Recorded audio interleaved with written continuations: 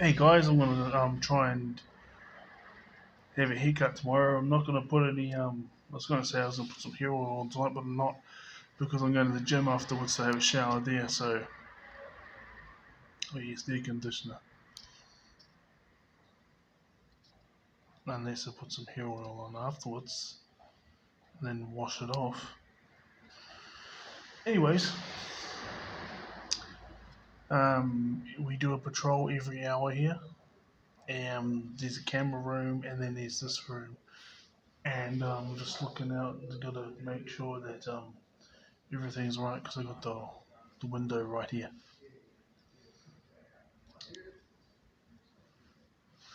When I was working, your body adapts accordingly. So when I was working doing labor jobs, I got to a point where I was keeping up with everyone and then got used to that. So um,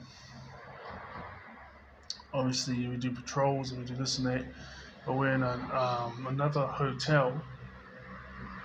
So as far as I know, everyone's here is on drugs. So doesn't mean they're bad, but does mean that you don't know what you're gonna get. So if they're under the influence or not.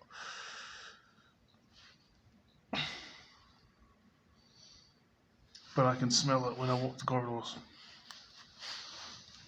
So this recording is about it's my take on the aggressive pendulum swing that the millennials have taken.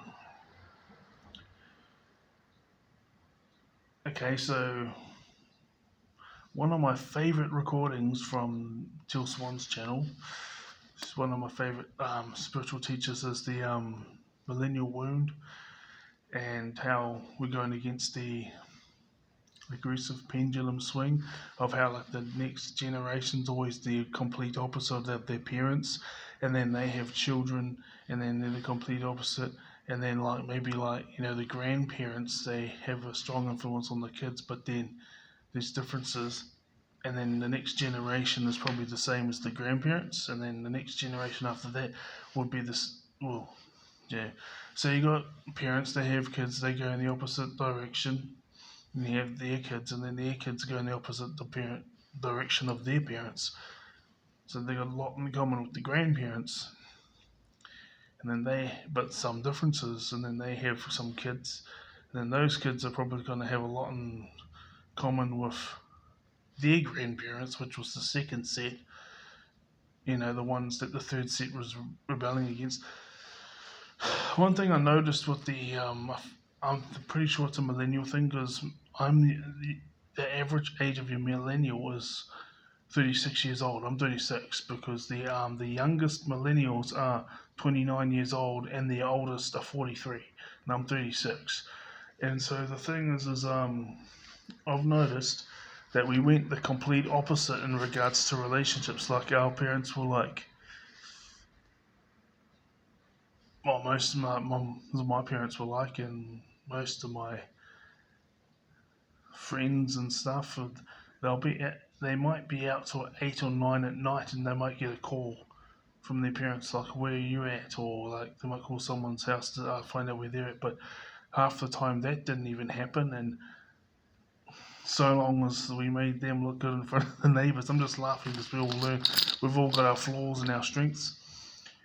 But at the same time, the neighbours were watching out, right? So it wasn't like yeah, you might not, your parents may not have had their eyes on you, but um, every household on that street and the street next to that street would all be in communication, whether you realize it or not. They'll all be in communication, so they'll know their roundabouts that way. Oh, so such and such went over there. Okay, oh, so such and such went over there, and then, oh, okay.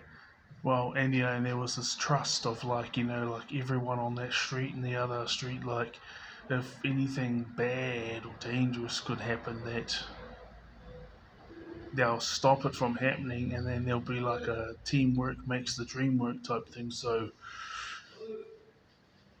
but we had the feeling of like our many of them were treated as if they didn't matter and it was the neighbours. But we've gone to the other extreme where neighbours don't even talk to each other now, and it's like they're like drilling all this self confidence into the kids. They're drilling all this into the kids, which is great, because we got told that we wouldn't amount to anything. But we're doing all that. But the downside is like, this whole screw the neighbours type thing. I may not say it, but just fully focusing on the kids, and then when it comes to no connection with your next door neighbours. When in reality, it should be we should know our neighbours' names, but our children come first and foremost over all the neighbours. Our children are first and foremost, and then when it comes to like maybe 1 hour a week or something, catch up with your neighbours. So we went from one extreme to the other. I haven't had kids yet, but I planned. My plan when I was at high school was to have 3 kids by the time I was 30, but things didn't work out. I had one girlfriend that lasted 9 months, but the majority of my 20s, you know, I had one girlfriend lasted 9 months, and I had a couple of others that lasted like 3 months, and the rest of my 20s I was single. Go watch my channel to go figure it out, like the past.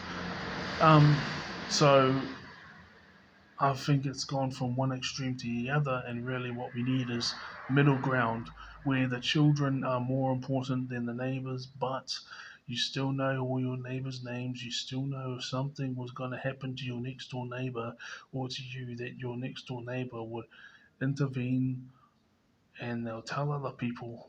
They'll do things the smart way. They'll tell other people. They'll get the cops involved. They'll do this type of thing to help you out as their neighbour.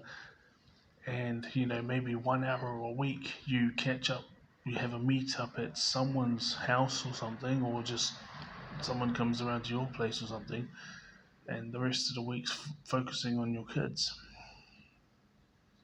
Yeah, we've got to find the balance rather than just going to the extreme opposite of what our parents did. See you.